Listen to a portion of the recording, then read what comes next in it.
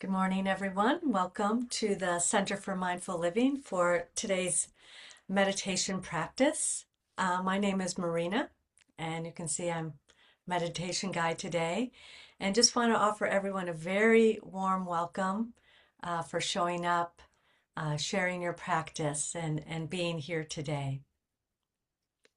And I would just like to begin by sharing a run of show for today, and that includes we'll go right into a seated meditation, and then we'll break for some movement with Emily to get up and stretch.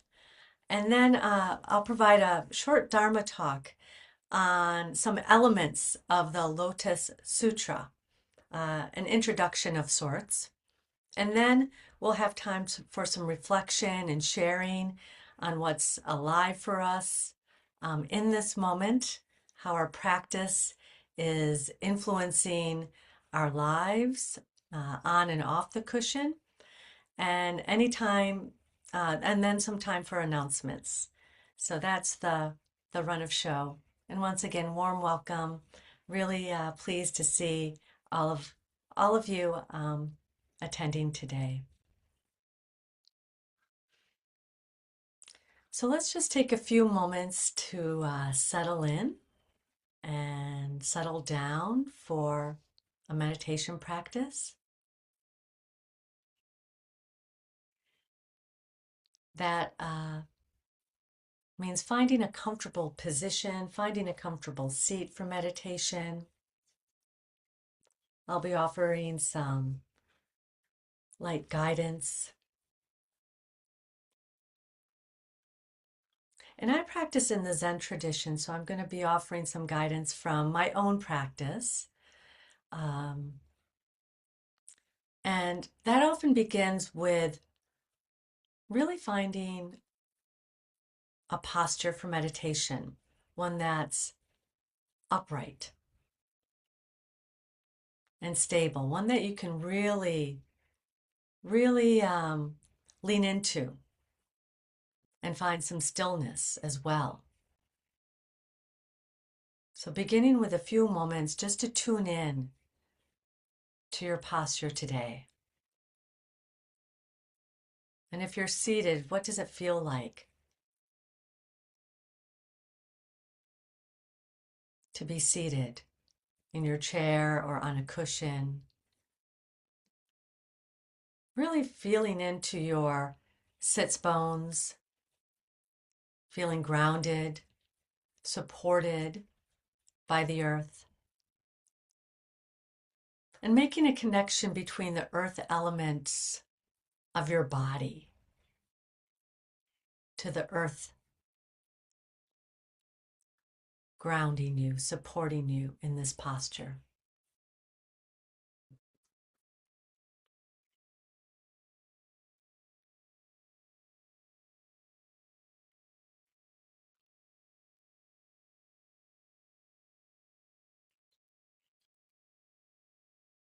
Feeling that support.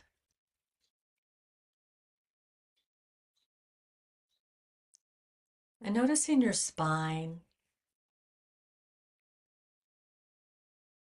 your head resting atop of your spine as best as you can in alignment with ears over shoulders. Your chin slightly tucked, allowing the muscles in the neck and upper back to relax down. Perhaps a few shoulder rolls up and back.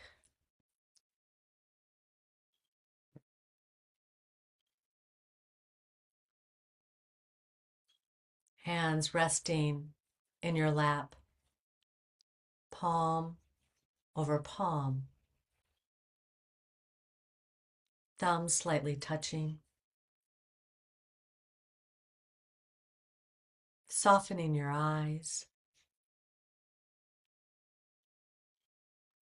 Really allowing the body to relax, allowing the eyes to relax.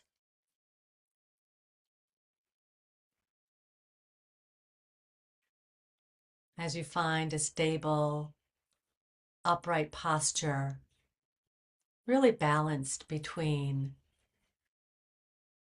left and right,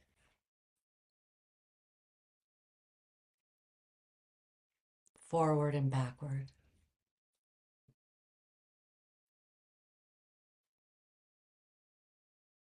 Perhaps feeling a sense of gratitude for showing up today,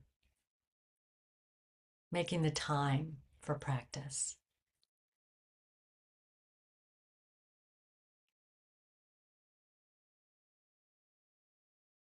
Grateful for being here. Grateful for this opportunity.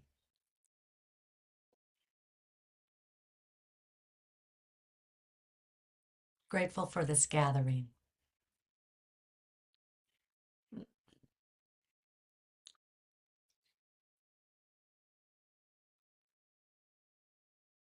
And creating a safe place, a brave space for practice.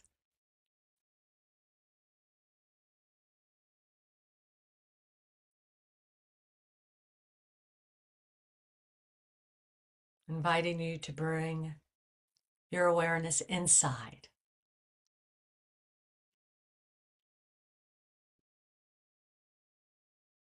Awareness of the body sitting.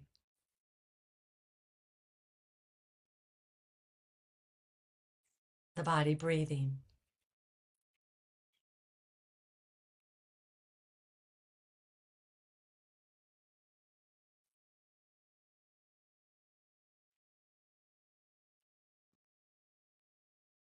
Creating a welcoming internal space to reflect inward, to notice your mental state,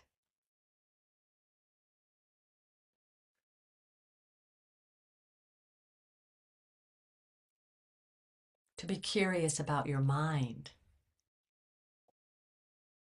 your thoughts, or the thoughts passing through the mind.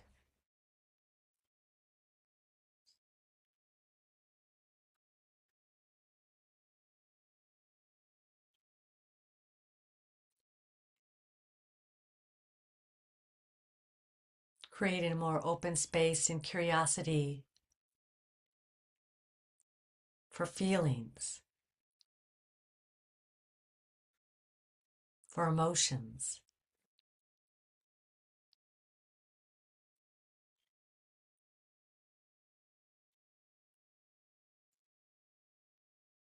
and just noticing.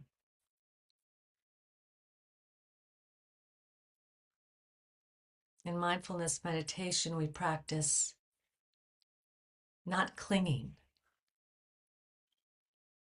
not pushing away,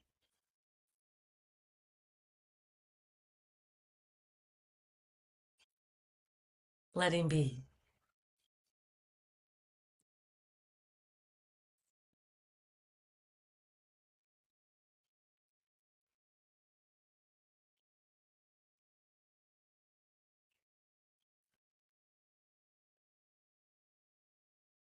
Letting change,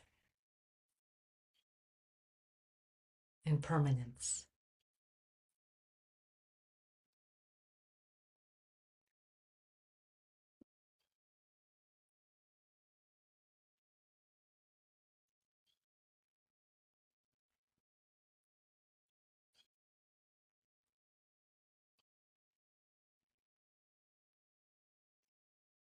And if you wish to invite more calmness, you can take a few deep breaths.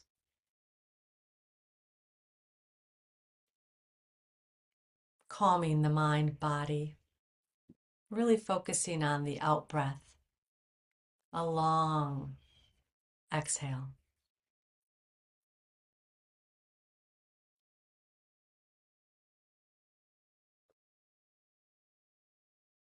Breathing in is the sympathetic nervous system. Breathing out, a long exhale, triggers the parasympathetic nervous system.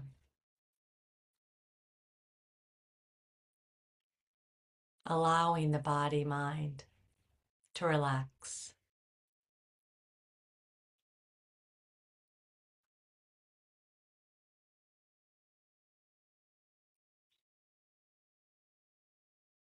Allowing more space between the thoughts.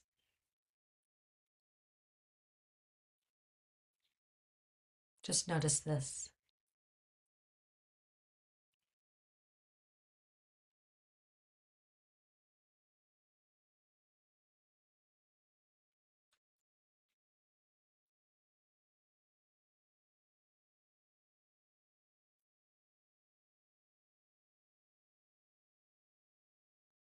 Can you find more stillness in the body?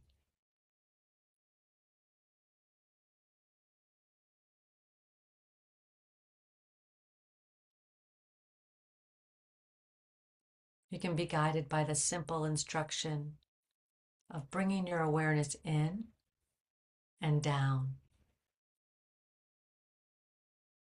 The awareness in and down, deep into the belly.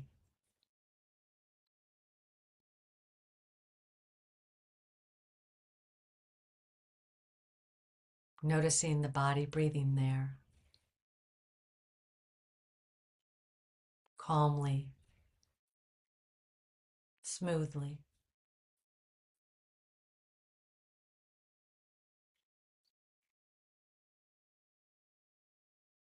Perhaps in and out of the mudra that you're holding in your lap with your hands palm over palm, thumbs slightly touching.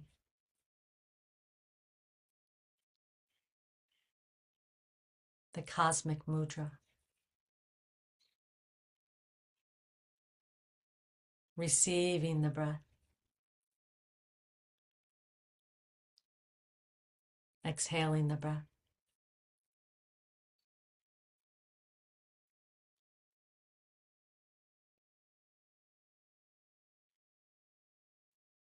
We can practice the whole time, just like this.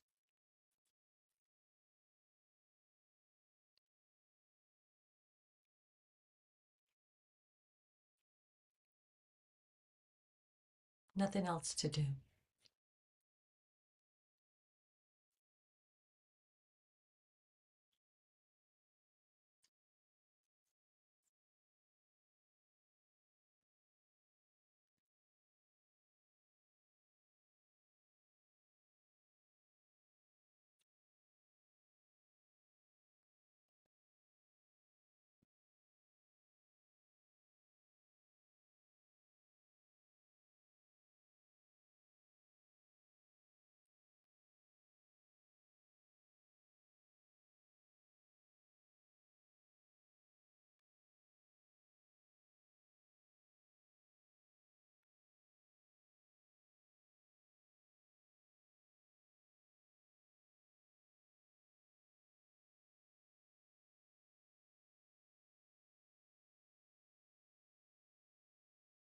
Just receiving and allowing the breath in the body,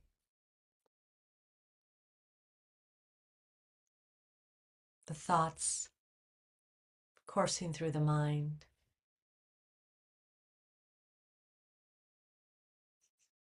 the sounds coming and going.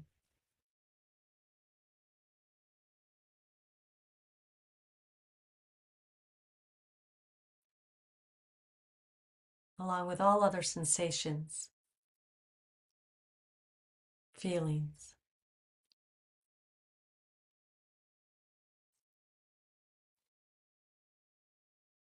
Settling in and down.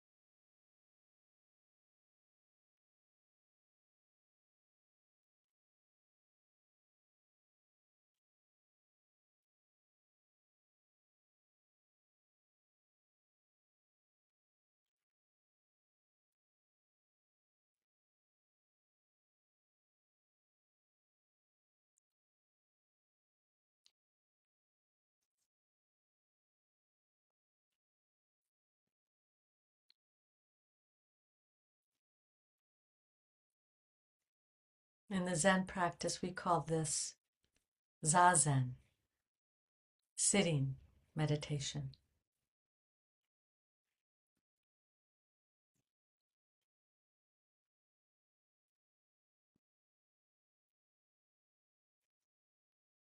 And posture is part of the practice.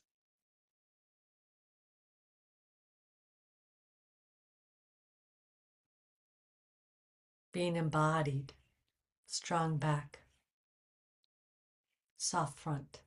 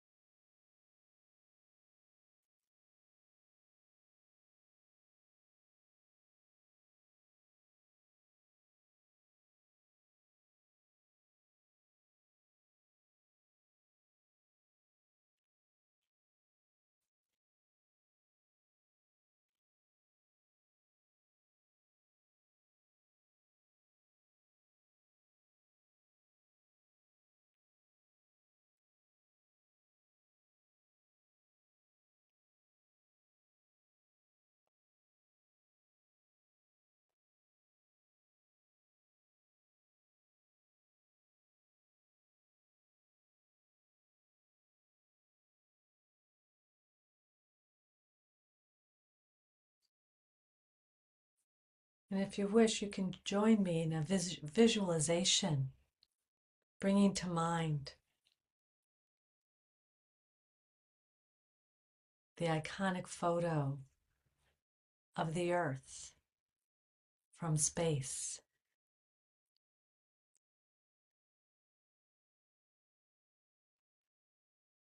And visualizing the moment of first seeing our shared planet from space.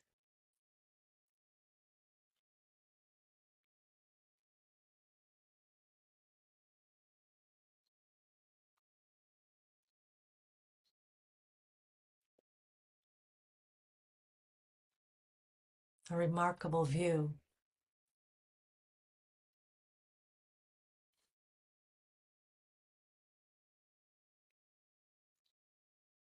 And now zooming in closer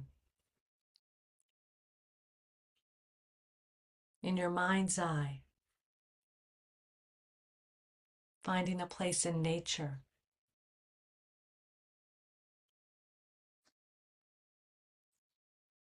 a place that you love, perhaps the ocean, a forest, a meadow.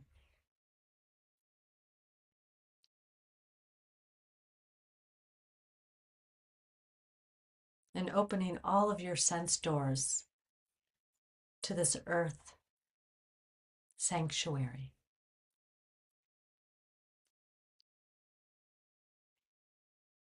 Like sounds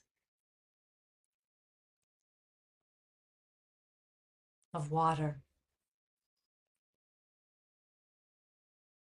of birds,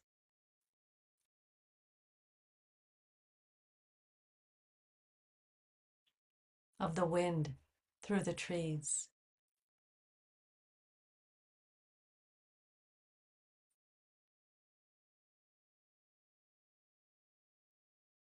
Include any smells,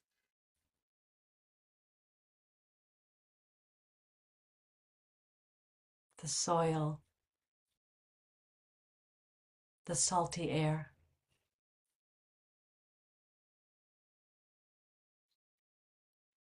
fragrance of flowers.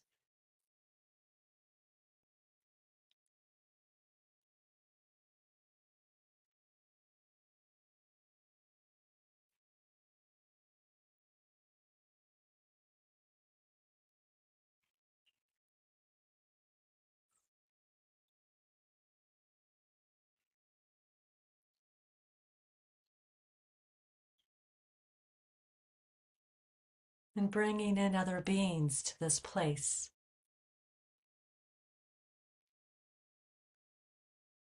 Humans and animals.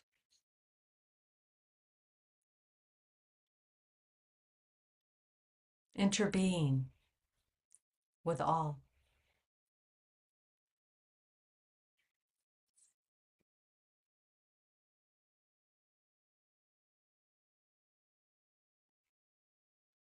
Feeling a deep sense of gratitude for this planet, for this life.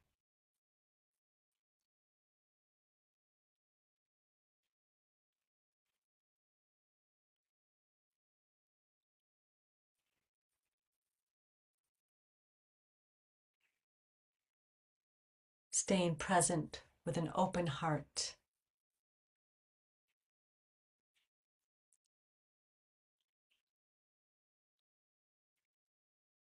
Staying embodied.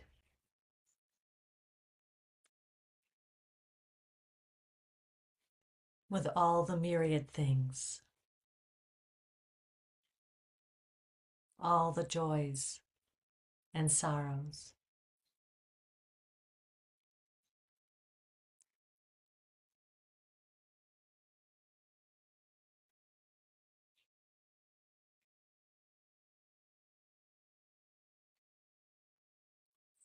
And in this space, you can hold humanity with a great heart of compassion.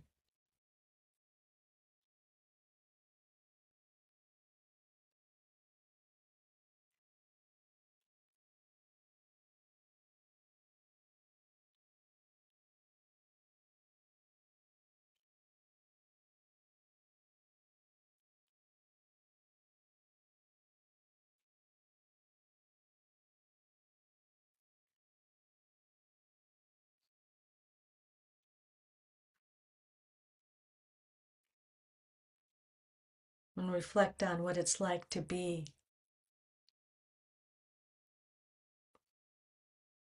a moral, upright person today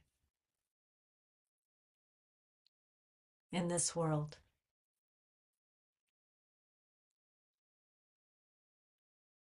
And how this practice might help.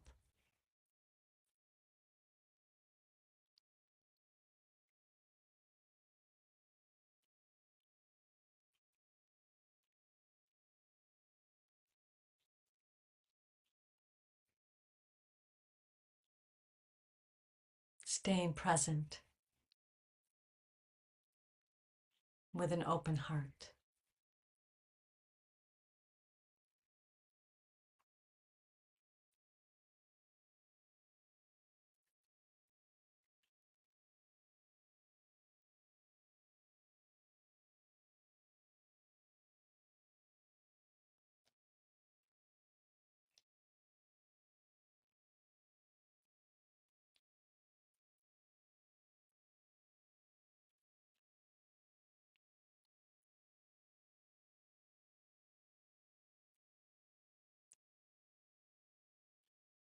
Dropping in and down.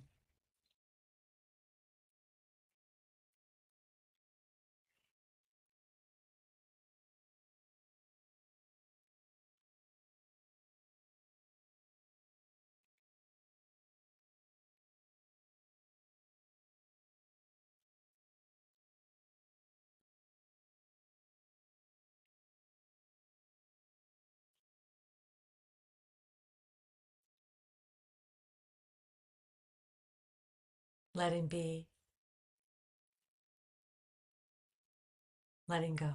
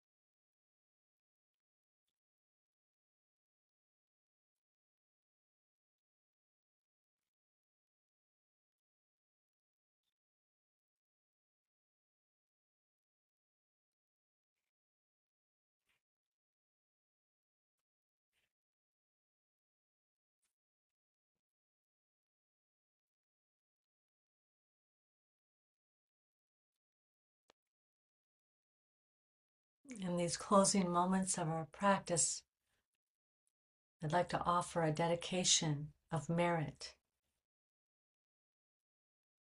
By dedicating merit, we can tap into qualities of metta, loving kindness.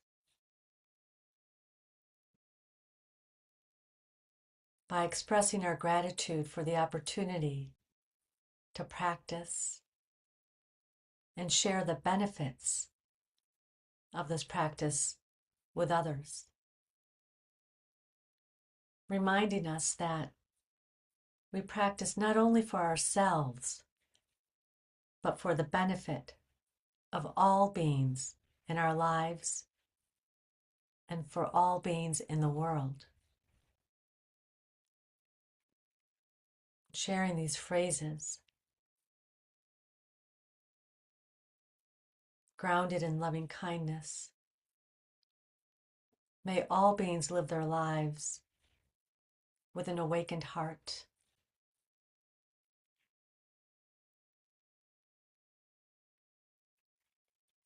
May all beings experience peace,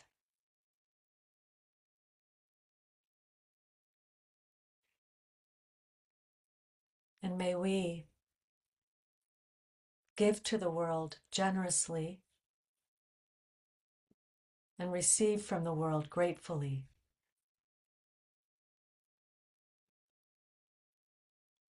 And may these thoughts and well wishes reach all of those in need today. A deep bow, and thank you for your practice.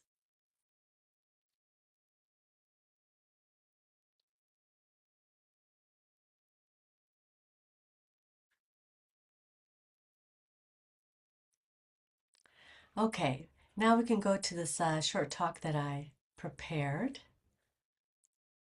Okay, I see that we are recording. Maybe we've been recording. Sorry about that. um, so once again, thanks for being here and for practicing together. And today I pulled some excerpts or teachings from the Lotus Sutra as it's studied and practiced in the Zen tradition, including a simple theme, a simple sounding theme at least, from Zen teacher Kosho Uchiyama Roshi on opening the hand of thought. And this refers to the act of letting go of thoughts and mental self-created fabrications during your meditation. It involves not grasping fighting or chasing thoughts. I think some of you may have experience with sort of rumination, being on a hamster wheel of thoughts. So,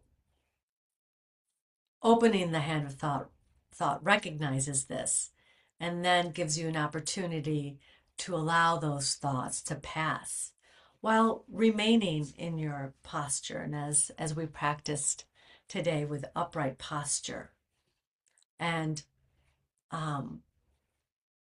opening the hand of thought, releasing the grasping or clenching on to the mental ruminations really does help us foster greater freedom and also presence. And so when looking at the Lotus Sutra, and I do recommend taking a look at it or exploring through reading or, beginning with a simple Google search, if you will, this sutra can feel big, right? Mythic, poetic, and sometimes difficult, I would say, difficult to track, to understand. On the contrary, while practicing in Zen, which I practice, that tradition can feel spare, like the guidance today around just sitting, breathing, noticing your life. It's just like this. But then, as you may also notice, the deeper you look, the more you see that this Lotus Sutra and the simple instructions of Zen are really pointing to the same thing. And that's how we might stop sort of contracting, contracting around ourselves, the small self, if you will, and how we may actually live in a way that's more open and loving. And I would also say, which is really important in compassion, is living in a way that is loving towards the welfare of all beings. So really beyond the self. So a little background on the Lotus Sutra. It's one of the oldest and most central sutras in Mahayana Buddhism, and Zen transcends from Mahayana Buddhism. And so historically, this sutra emerged from the earliest teachings.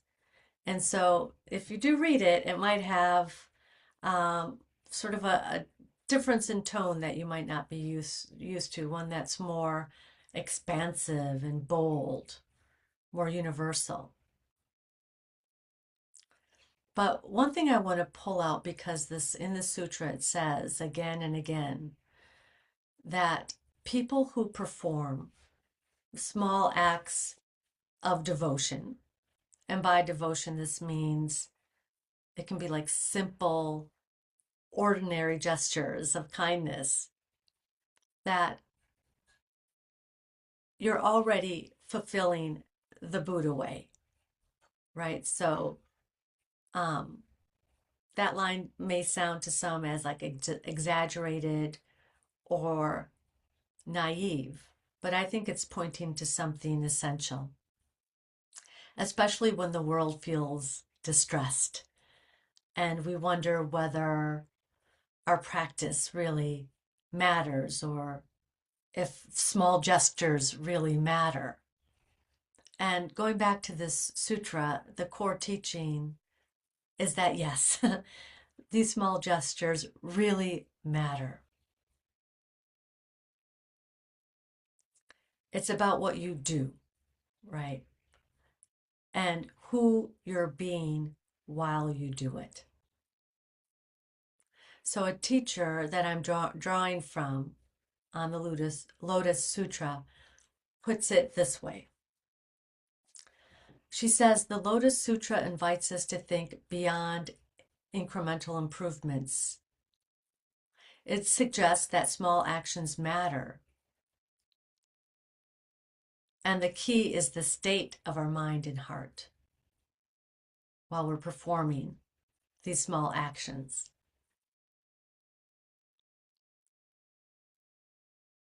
And the essence of the Bodhisattva vows are also rooted in the Lotus Sutra. And for some of you, the Bodhisattva vows may be new. So once again, essentially, those vows relate to saving all beings, eliminating all delusions, to study all the teachings of the Dharma, and to attain an enlightened way. And I have a resource here that I just want to point to by my side if you want to learn more about these Bodhisattva vows.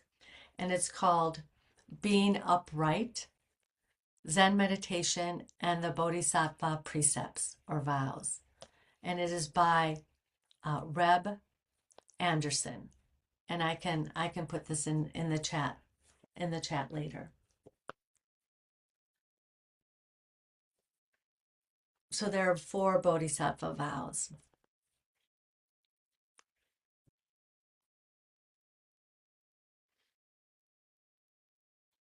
And then you can study them and really learn from them and engage with them. So back to the Lotus Sutra.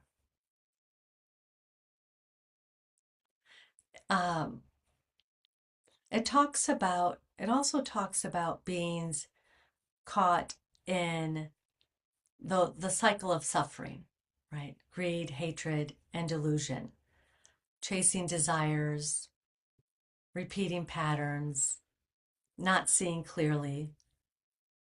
And even in the Dharma, the Buddha himself wrestles with doubt and questions, how can beings like this be saved? And saved again is a big word, but it really translates in modern language. It sounds like looking around, looking at our world, looking at our habits.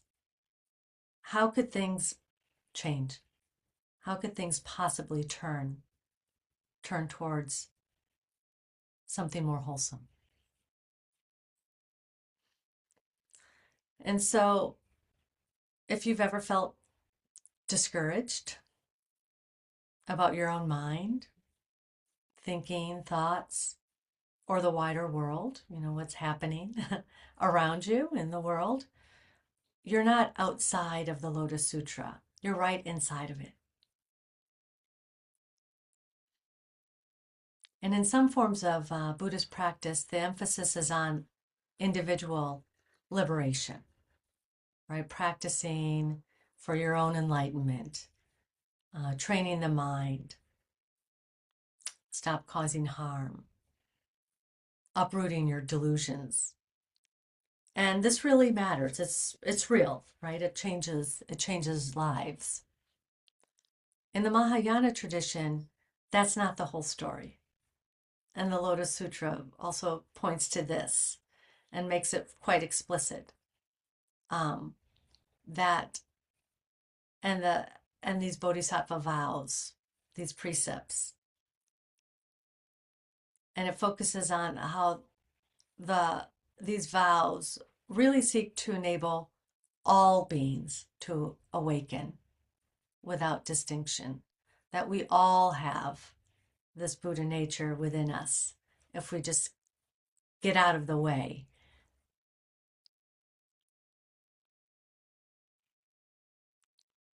So the deeper point here is that these teachings, the Dharma, this Buddha way, is fundamentally inclusive. It doesn't exclude anyone. And it doesn't let us settle for practice that only benefits ourselves. And you saw that in the closing dedication of merit, where we shared the benefits of our practice with all beings in need. And this is a really beautiful thing. It's really this spirit of the Dharma, that brought me to practice and to continue the practice and to deepen my own practice, is how can I really be alive and alert in this life to benefit others, really beyond myself. And the Lotus Sutra is really essential to that teaching. Um, that, during the time when these teachings were really being um, devised, like over 2,500 years ago, really was a radical way of living. It could even be considered radical today.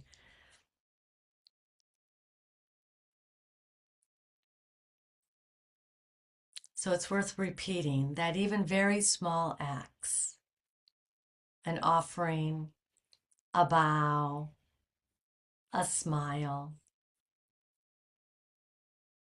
even something done imperfectly, can mean that you're fulfilling the Buddha way. You're on this path to awakening.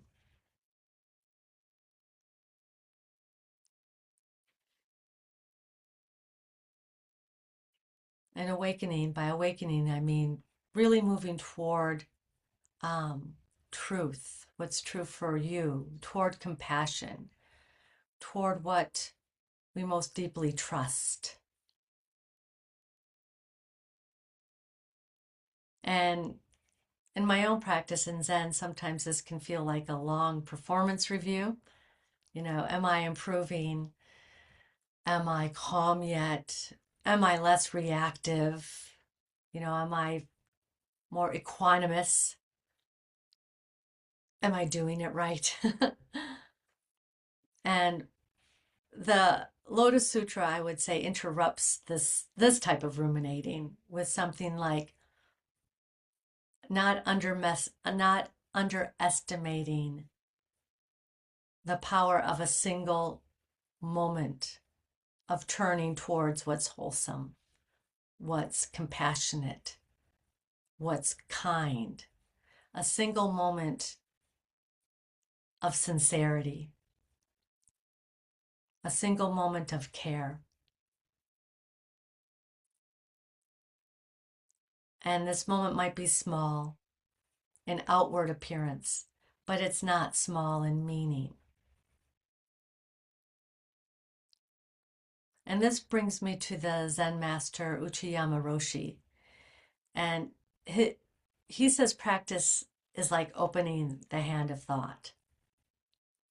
When most of the time the mind is sort of clenched, it can be, really ruminating about something or lost in thought. And just this practice and even the symbolism of opening the hand can allow, really point us to loosening our grip. What does it feel like to loosen your grip versus clutching, clutching onto our stories, clutching onto our own self-image, clutching onto our judgments of others. I know that's a big one for me. That's a daily practice. Clutching onto fear about what might be coming. And even when we're doing good, even when we're doing these small acts of devotion or kindness or sincerity, we can be clenched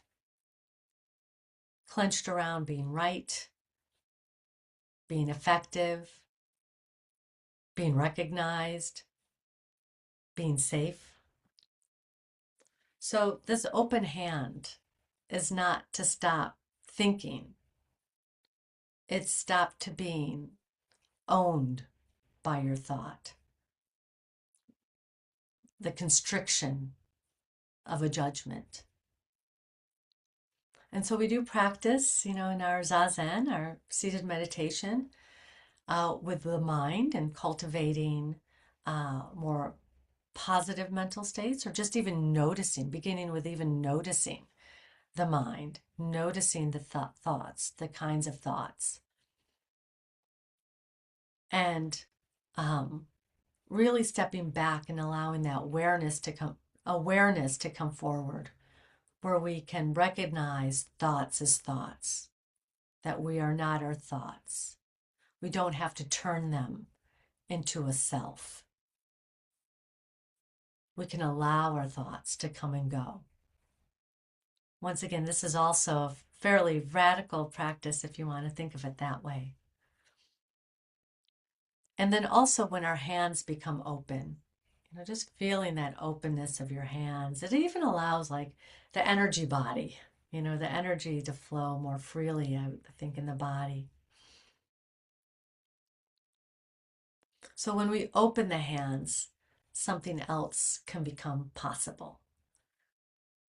We can create more space, more openness for listening, more openness to have better response, perhaps something more compassionate, more clear, more understanding.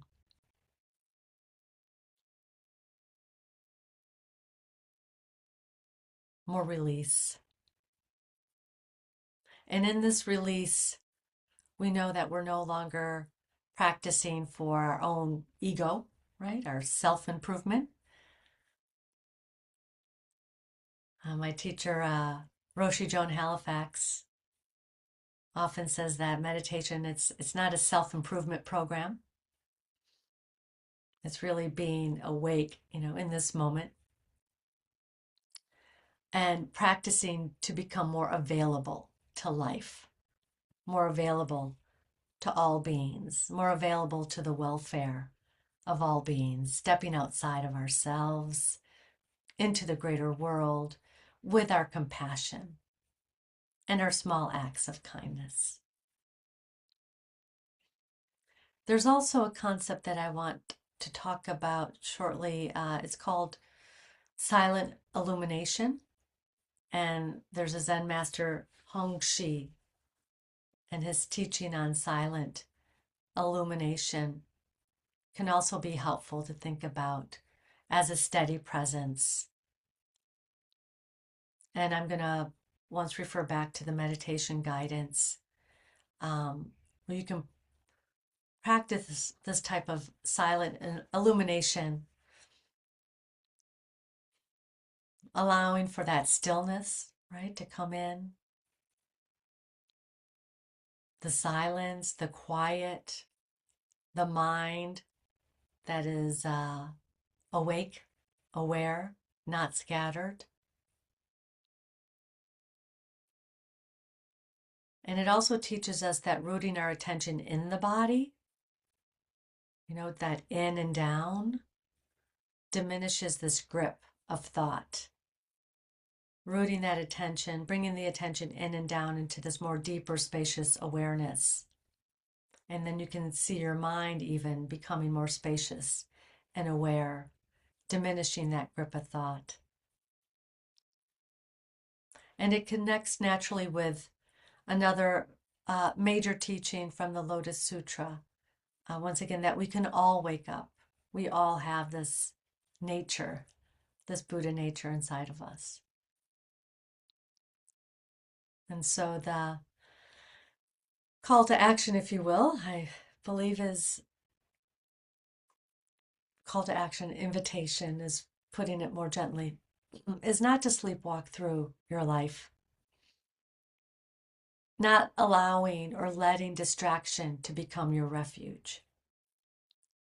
And not confusing like getting through the day with freedom.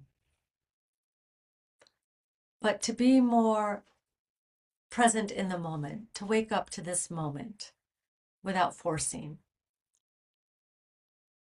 To wake up without harshness to yourself or others. To wake up again by opening the hand again and again as a practice.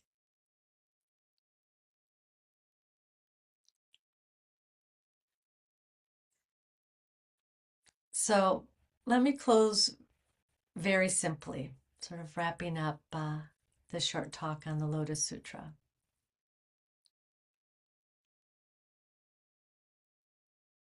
The world can feel pretty immense at times. Suffering can feel immense. Our individual practice can feel small. But going back to the Lotus Sutra, it offers a profound encouragement about the impact of a small, sincere act of kindness and compassion, and radiating that.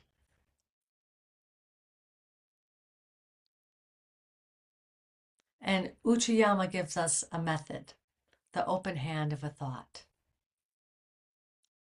Hongji gives us the atmosphere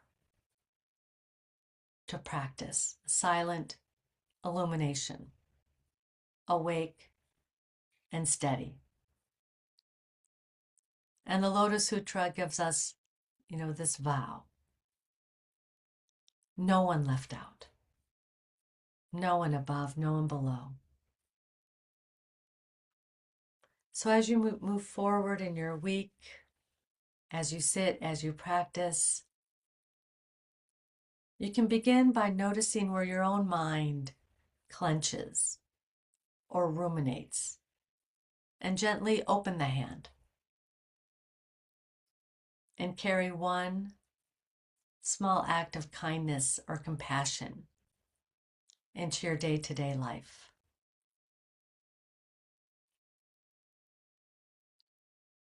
We have to be able to look at how we're living. And this quite simply means this waking up is really just to our present experience through mindfulness, through care, and compassionate action. And being inspired. I love being inspired by a pragmatic sort of reading of the Four Noble Truths, the Eightfold Path, this ethical framework for human flourishing in this life. So thank you so much for your kind attention, and thank you for your practice.